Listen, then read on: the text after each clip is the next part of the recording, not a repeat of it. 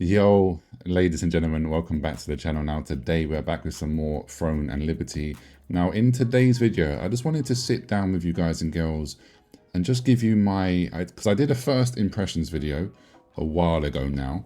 And now that the game has been out for almost nearly 3 months in Korea, and I have around about 200 plus hours in this game now. I've leveled up 3 times, so I have 3 characters. I've played every single piece of content that the game has to offer thus far. There's been 2 sieges. I've been a part of both sieges. I've done every single dungeon. I've done all of the events. You know, I've leveled up, like I said, multiple characters. And I've been involved in a lot of the PvP. Now, I just want to say, I'm going to give this is going to be my honest feedback. I'm just going to go into a few different topics, you know, run around a little bit so I can show you guys and girls, you know, different parts of the game, of the map, if you haven't seen this game yet, which I'm sure by now most of you probably have. And I also want to talk upon the state of the game, the current state of the game right now, the issues that the game is having that I can see, and things that I would, you know, well, to be honest, most of the things that I would like to see changed is actually going to be changing. It's just a matter of time, this is where the problem lies. And of course, the biggest problem right now is the complete silence from Amazon Game Studios. Now, this isn't very unusual, unfortunately. Amazon Games tends to be a little bit slow with their communication and their updates, shall we say. Those of you that have played a lot of New World like myself, you will know what I'm talking about. So yeah, sadly this isn't such a big shock, but anyway, I digress. So the game Throne and Liberty is obviously a MMORPG. It's a fully fledged MMORPG. It's more of a classic style. It's more of a hardcore based game, in a sense that everything is PvP. Like the game is based around, I'll show you here, the game is based around the castle. So it's based upon you obviously getting to end game, you level up your character, you go grinding for gear, and then there's a big siege, a big war. Now this siege is absolutely mental, it's chaotic. There is, on our server, I'm currently on the Asota server. This is the most populated server currently, with a lot of global players, Korean players, so many different nationalities on this server, it's crazy. But the sieges are basically, just think of it as like up to 1,000 per side, even more. I think on the siege we had the other day, the second siege, there was easily 2,000 players involved. It could be more, could be a little bit less, but it doesn't matter. So you fight for the castle, and then also you have these things here, these rift stones, and then you have these boon stones. Now, as you can see, these boon stones give you certain bonuses and buffs. So this one, for example, gives you steel defense plus 30, and you get resources per hour. And then this rift stone here gives you armor endurance plus 50. If you own, you know, each one of these, then your guild gets that bonus. So there's a lot of PvP around that. Then we have these regional events across the whole map. So you have guild-based events, so it's GVG. Then you have just basically PvP conflict events, and then you also have peaceful events. So nobody can fight each other. It's just you, other players against each other, but you're obviously attacking, you're doing PvE. On the conflict ones, you can also be attacked by players. So this can become obviously very Zergy if there's a big alliance like there is currently on the Asota right now. So I'm going to touch upon the first issue with the state of this server, state of the game currently right now. Right now, as you can see, this is the War Alliance. So anything that is blue, so you've got the orange and blue here, it's become where the server has been overrun by one alliance. And this alliance is absolutely huge. Now, excuse me. Now, obviously, with this style of game, this is always inevitable. So as you can see here, they own literally the whole map. They own every, okay, apart from this one boonstone here, they own every single riftstone and every single boonstone, and obviously now they own the castle. But if I scroll out here, you can see that the map is absolutely huge. Now, this whole other half of the map is yet to be opened, and the reason why, NCSoft, the developers of the game, they were going to open this region by now, but because of these issues that I'm talking about, they have decided to try to rectify as much as they can these issues before they open up the rest of this map, because there is more than one castle on the map, which would of course break up the Zerg for just one siege. Because obviously right now there's only one castle, so everybody is trying to get this one castle. But if there's 2 to 3 castles, and if they do this smartly, they would have sieges at the same time for all 2 to 3 castles. So then you'd have to decide which castle you're gonna attack. Sorry about this, my voice is going a lot today. But yeah, so that is the first issue. The game obviously has a Zerg problem, because that is just how the game is made currently. But now, the positive about this is NCSoft has heard the feedback, they have heard what the player base has said, and they're going to be changing very, very soon in March. So in a couple of weeks, we're going to be getting an update for the way that the conflict events work. So I have made a video about this before, so I'm not going to go into full detail, but basically it's going to stop the Zerg alliance, as we would say, and also the same thing for the riftstones and the boonstones, because currently you can send your whole army to this, to these wars for the rifts and boonstones. But with the new changes, you're not going to be able to do that. It's going to be 1v1, as in guild, one guild versus one guild, and it's going to be instance based. So if you're not part of that guild, if you're not defending the riftstone or the boonstone, and if you're not attacking it, you will not be able to take part. So that is a huge W. That's a really good, change, and it's a very needed change. Now, also, the fact that there is only this massive open world Zerg PvP, and obviously there's only the big siege PvP. A lot of players have said that obviously they're not in a big guild. They don't want to join a big guild. They just want to relax and chill and do. They like to play arena style PvP, or they like to play like battleground PvP.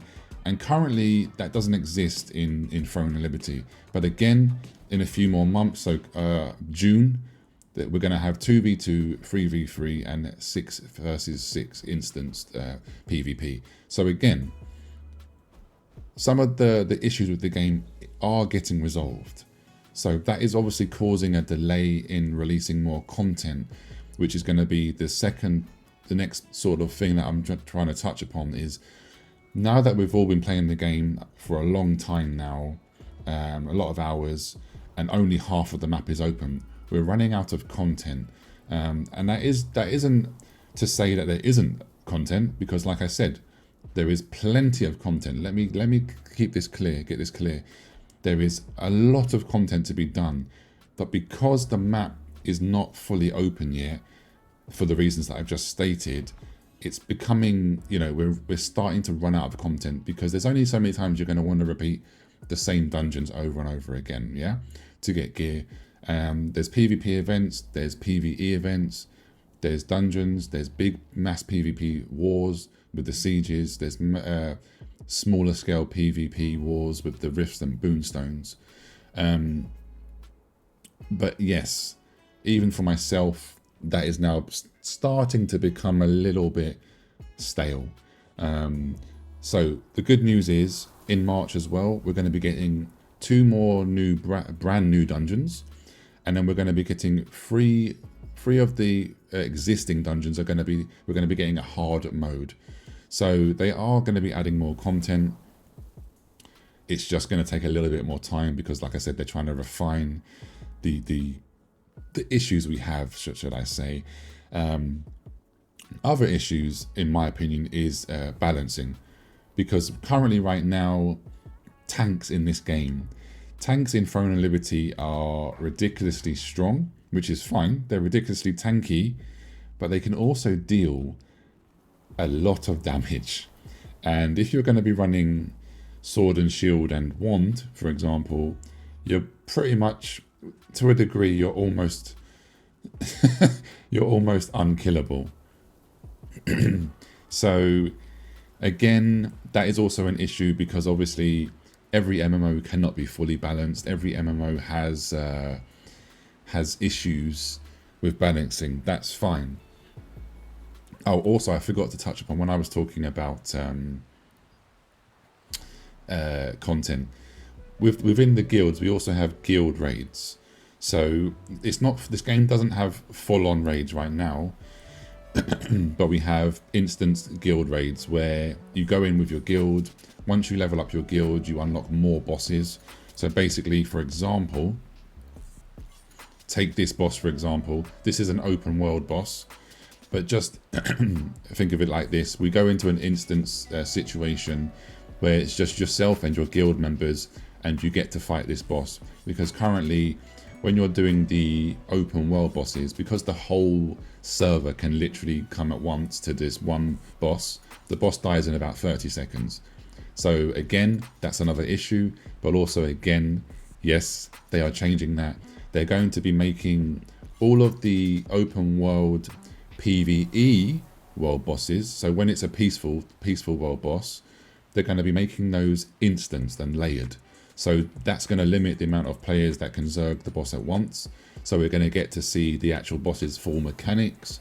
And of course, it won't die in 20 seconds. And the reason why you don't want that is because the drop rate for these open world bosses are so low. So if you add 2,000 players, what do you think your drop rate chances are going to be? You 1 in 2,000, yeah. So obviously, if you lower the player count, you get a more fun experience, and you also get much more chance to get the drops that you want. So again, more positive changes. Now, the elephant in the room is always pay to win. Is this game pay to win? The short answer is yes, but it's not as bad. Currently, it's not as bad as you might assume. So the reason why it's pay to win is because you have these currencies called Lucent. This is a paid currency, as you can see, and then the marketplace is run by Lucent. So as you can see here, all of these items on here, you need Lucent to be able to buy any of these items. Now, which you use with you buy Lucent with real money, and then you can obviously then buy the gear, the items, the traits, yada yada, with real money. But the caveat is, as a free-to-play player like myself, because I'm not spending any money over there in Korea, I have made Lucent. So you can see here, look, all of these things here, I have sold all of these things here from just playing the game. So I have made Lucent just from being a free-to-play player, from playing the game and selling items that are dropped in dungeons, or extracting traits. Because some items and weapons you cannot sell, so you have to extract the trait, and then you can obviously put it up onto the marketplace yourself, and then sell it. And as you can see here, I've got loads of things here also on sale. So yes, the game is pay to win, but it's not as bad as you might think. Again, another elephant in the room, I will go and show you guys and girls here, is bots. Now, being a free-to-play MMORPG, there is... Personally, it doesn't bother me. I don't really care. Because the bots in this game, they don't affect me.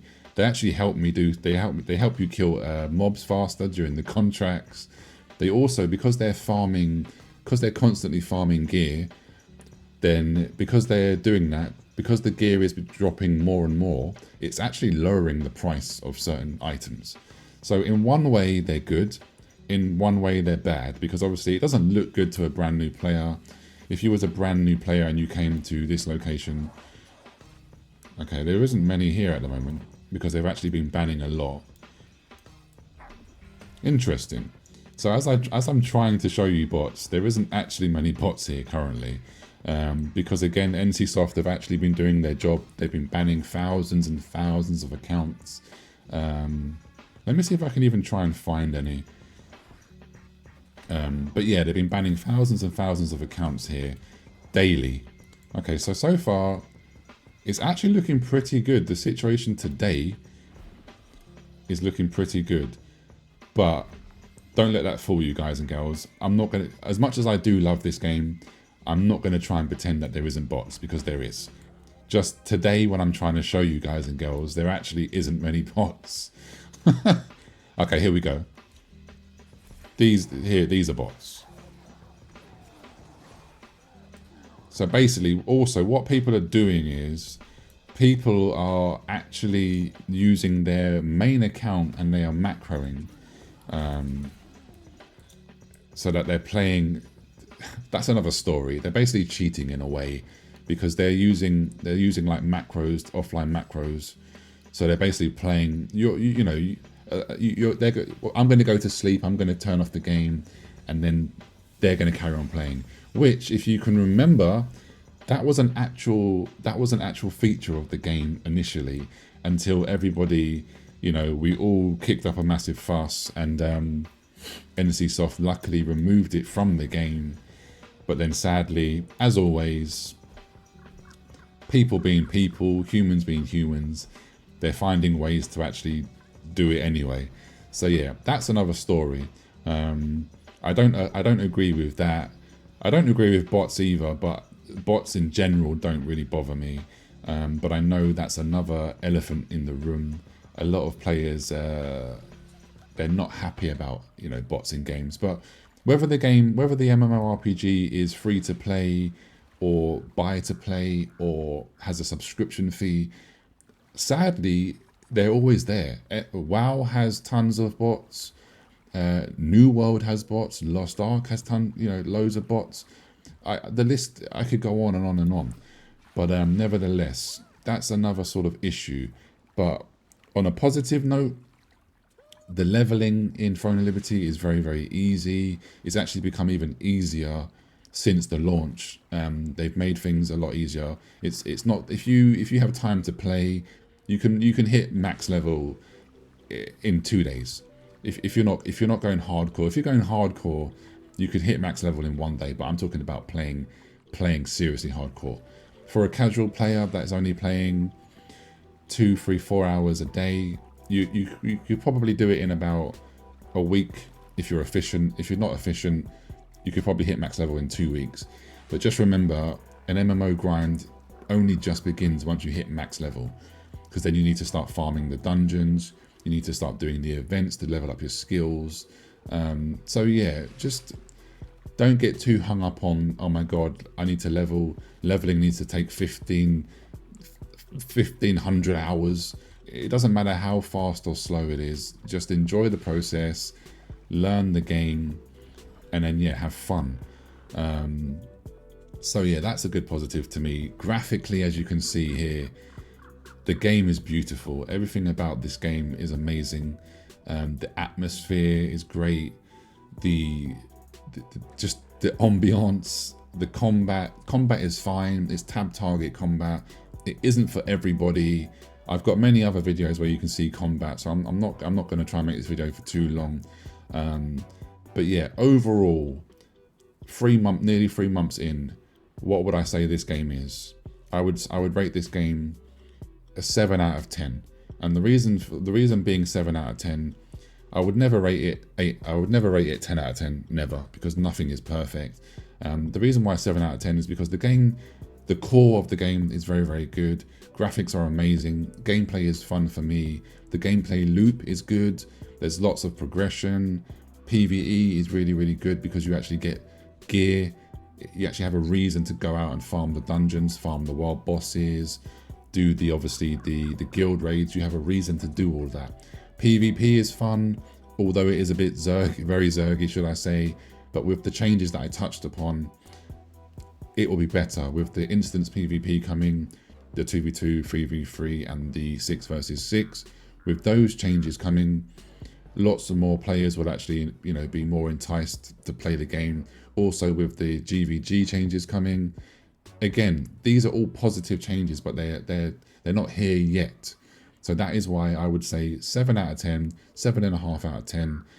Once those changes come, as long as it works how we hope it works, I would say I would give this game about 8.5 out of 10 once those changes do come into the game.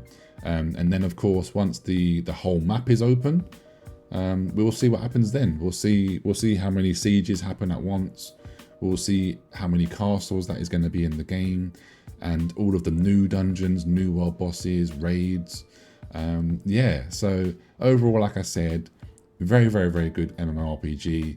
There are negatives, like I said, but to me, the biggest negative is global release is taking too long. And I don't know why. There's rumors that PlayStation 5, there's issues with the PlayStation 5 version. Is that true or not? We're never gonna know. But hopefully everybody will we'll be able to play on global servers, closest servers to you. We won't have to have 250 plus ping, and the whole world, including console players, can jump into Throne of Liberty. So yeah, that's going to be it for today.